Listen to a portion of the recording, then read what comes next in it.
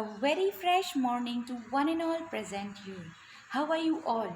I hope you all are fit, fine, healthy, you're staying home and you are staying safe. I wish you to learn these all these concepts as soon as possible so that soon we'll have a practice sheet for your periodic test too so that you can practice it and then you can score well in your exams.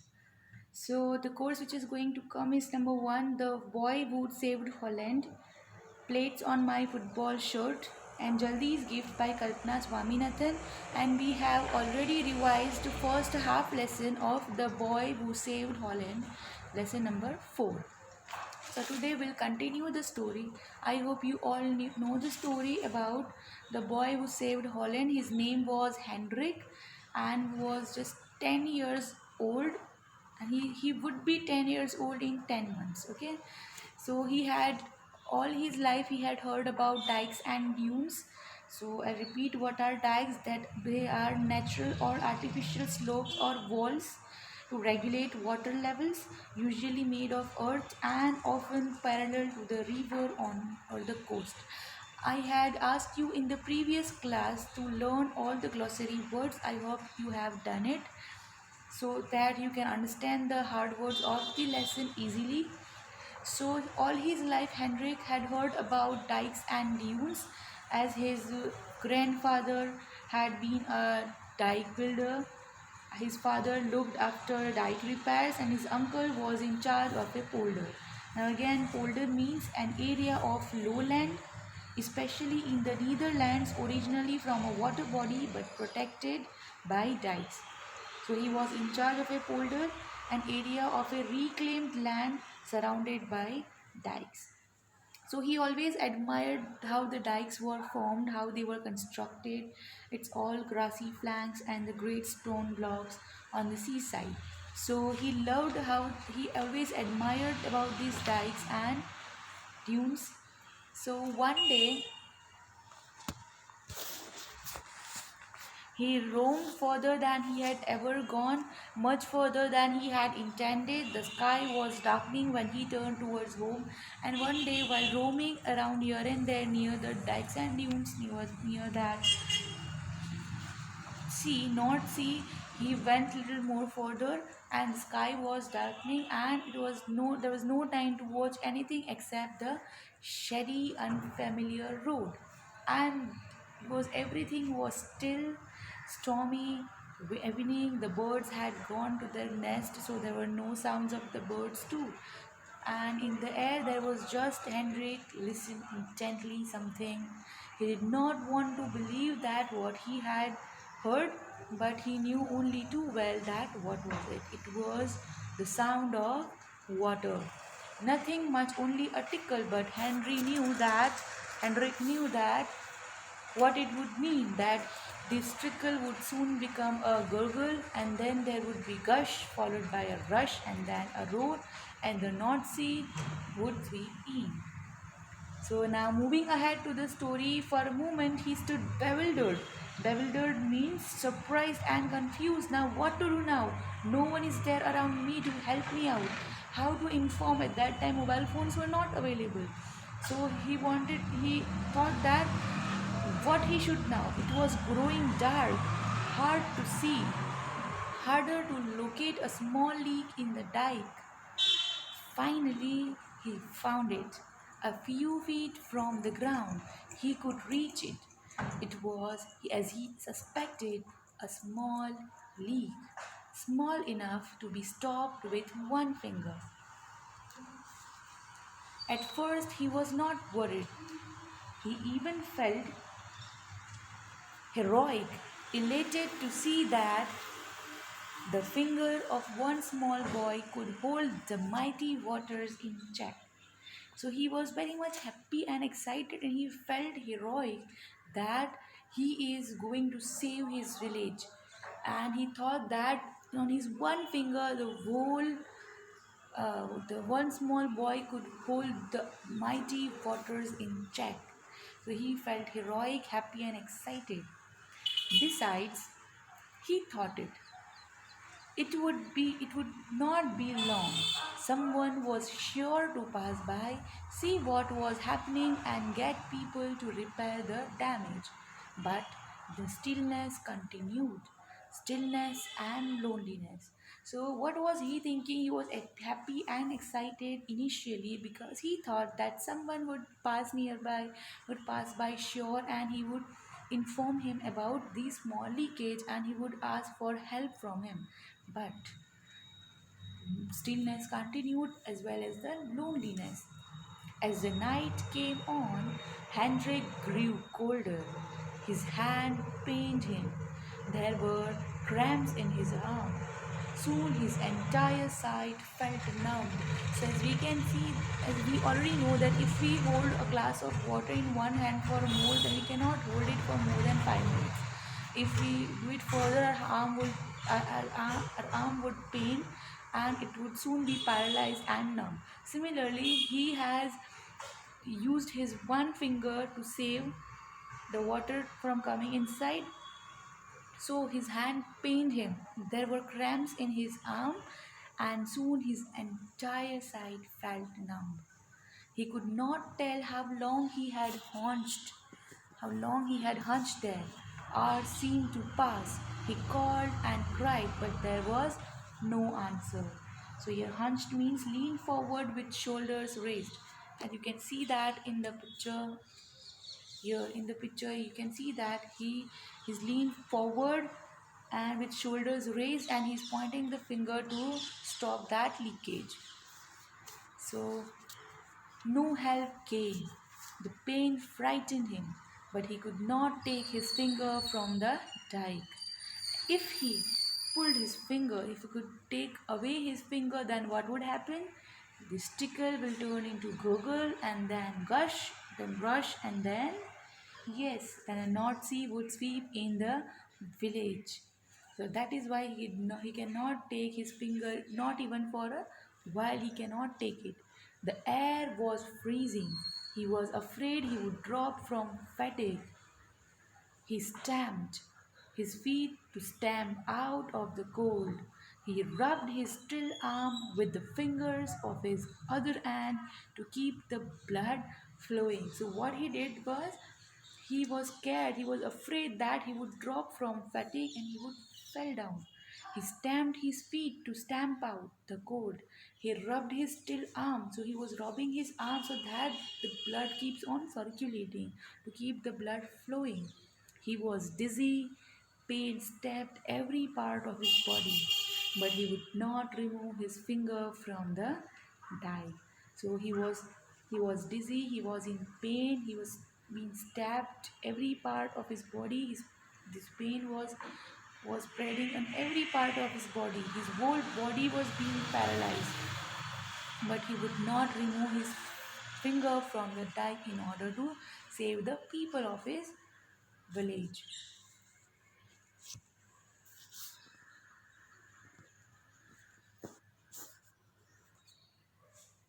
It was almost dawn when he saw the man with a lantern in his hand. Hendrik almost fainted. It was a laborer returning after working all night. Hendrik's parents had been searching for him all night, but it was this laborer who found the boy. He immediately called for help. This leak was plugged soon. The dike was strengthened in weeks. A great part of Holland was saved.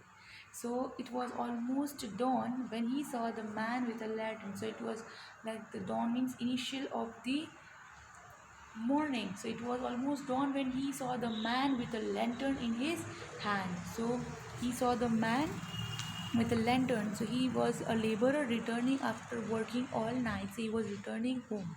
So that is why he was the first one to visit that path. Hendrik was almost fainted, that he was almost going to faint, but his finger was inside the hole. And it was a laborer, so Hendrik's parents had been searching for him all night. So it was his parents were also worried about him, but they could not find in the darkness of the night. But it was this laborer who found the boy. He immediately called for help when he saw that the boy is going to faint, so and that hole is needs to be repaired. So he immediately called for the help, and the leak was plugged soon. The dike was strengthened in weeks. A great part of Holland was saved. Years passed and many things were forgotten, but the country is still grateful to the boy who kept his finger in the dike. So it was an heroic action done by this boy. He's not very old, as he is very young. He's just, we know that he's just 9 months and 9 years and 2 months old. He's not that old, but his bravery, he didn't got panic, he didn't left the place because of his fear, he did not left the place because of the darkness, because of his loneliness. He fought against all the drawbacks of that evening, at that night, and he won that battle against the sea and the village. So years have passed and many things have forgotten, but this boy who saved the country with his finger in the dike is remembered till now. So this was a wonderful story of the boy who saved Holland, and the word meanings which is you need to learn is gurgle, that means bubbling sound made by water, bewildered, surprised and confused, elated, happy and excited, hunched, leaned forward with shoulders raised. So these are the four hard words, glossary words, which you need to learn it again, and you can move up to the reading one that I read out. We will discuss it. Reading one today and the rest of the lesson in our next class. Question 1 is, say whether the following statements are true or false. If not for the dikes, Holland would be flooded. True or false? Yes, it is true. If not for the dikes, Holland would be flooded. B. Henrik was proud of the dikes built by his ancestors. Yes, it is also true. Henrik admired these people and the dikes, and he was proud of it. Because Henry was a small boy, he could not understand that the trickle was dangerous. It is a false statement because he understood that this trickle would become gurgle and it would soon turn into gush rush, and then the whole North Sea will sweep into the village. And he knew this fact, and he knew the danger and outcome of not putting the finger inside the hole. So it is a false statement. Number D is, Henrik noticed a leak in the dike because he loved dikes and understood what the leak meant. A foreigner probably would not have noticed it.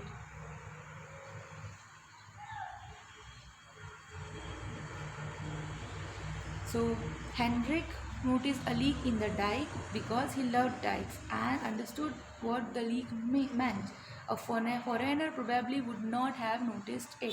A foreigner is a person, we have already done this. Okay. So it is a foreigner probably would not have noticed it. So is it a true or false? It is a true statement. Question E is, when Henrik located the leak, he ran to call for help. Okay, so it is a false statement because when Henrik located the leak, he did not run to call for help, but he stayed there keeping his finger inside the hole to save the village. Okay, so this was your true and false statement. Further statements asked to you. Okay, now moving on to choosing the correct option from the following. Question A. Henrik expected help to come his way, but no help came till very late. The reason was that it was, number 1, not a very populated area. Number 2, was late in the evening. Number 3, a stormy, cold night. Or number 4, a holiday. So Henry expected help to come his way, but nobody arrived there, and somebody came, but very late. What was the reason behind it? The reason was a stormy, cold night. Okay, so it was night, it was cold night, and it was storm. So everyone, even the birds, were hid inside the nest. Okay, so moving on to second MCQ is Hendrik found it hard to locate the leak. Of the following, tick the choices which are incorrect reasons for this. Okay, now you have to tick the choices which are incorrect. Hendrik found it hard to locate the leak. Of the following, tick the choices. Number one, it was growing dark. It was a very small leak. He was a small child. The dike was too big for him to locate a small leak, and he was alone. So tick choices which are incorrect reason. So why Hendrik found it hard to locate it was growing dark. So yes, it is a correct reason, so we won't tick it. We just have to tick the choice which are incorrect. It was a very small leak. Yes, it was very small leak. It was hard to locate in such a dew. He was a small child, so it is incorrect reason. Why did he found it very hard? Because it was dark, it was a small leak. The dike was too big for him to locate a small leak. No. Yes, it is also correct, because the dike was extremely small, extremely big, and to locate a small leak was a difficult task. He was alone. So options 3 and option 5 are incorrect. Okay, so this was your reading 1 of your lesson, The Boy Who Saved Holland. Okay, now we will move up to the grammar part about the interrogative pronouns. As the activity is already been done, what are interrogative pronouns? A pronoun is a word we use in place of one or more nouns. We know what are interrogative pronouns. Now interrogative pronouns are pronouns used to ask question. They start with who, what, which and whose. So these are 4 interrogative pronouns: who, what, which and whose. Okay, I will give you some example. For example, who refers to a person. For example, who is Hendrik? Okay, so who is Hendrik? Who refers to a person. So who is referred for a noun, that is the name of a person. So it is a interrogative pronoun. Who. What is referred to things or ideas. That is, what did she do or what did he do? Refers to some ideas or things. Which refers to person, things or ideas. Which is, we use it to make a selection. Okay, which of these boys saved Holland? Which of these boys, when we have a selection regarding a people, thing or idea. Whose, to show possessions. Okay, example, whose pan is this? Whose water bottle is this? So whose is used for showing the possession. Okay, remember, some of these words can also be used as adjectives, but an adjective is followed by a noun or pronoun, while a pronoun is used instead of noun. See, now some of these words can also be used for adjectives, but adjectives is followed by a noun or pronoun, but this pronoun is generally used instead of a noun. For example, Rekha is an intelligent girl. So Rekha is an intelligent girl. We can use she is an intelligent girl. Here she is used in place of Rekha, that is a noun, then it is called a pronoun. Okay, there are several books here. Which do you mean? Which do you mean here? Which is a pronoun. Okay. Now here you have an exercise, that is fill in the blanks with the right interrogative pronoun.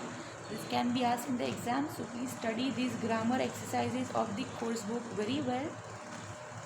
Question 1 is fill in the blanks with the right interrogative pronoun.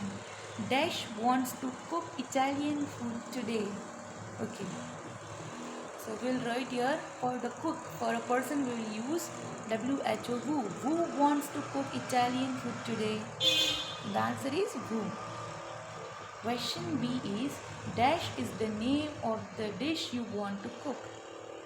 Now it is used for idea or thing for the dish, so we will use here what. What is used in the name of refers to a thing, that is dish. So what is the name of the dish you want to cook?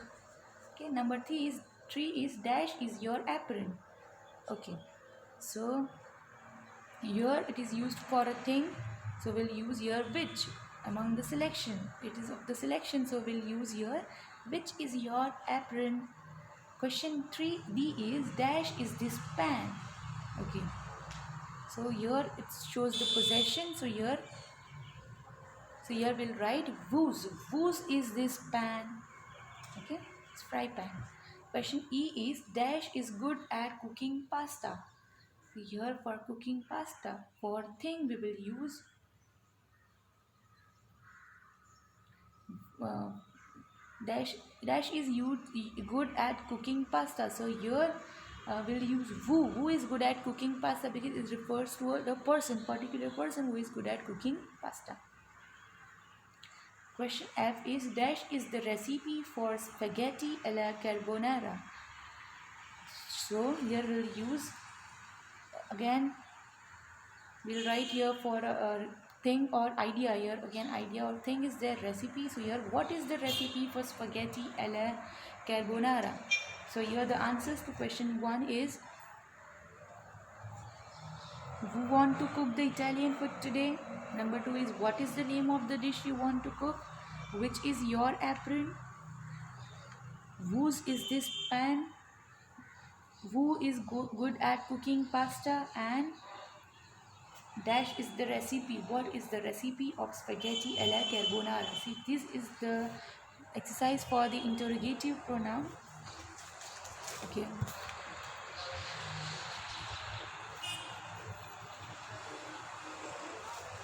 Now guys, we are having one story.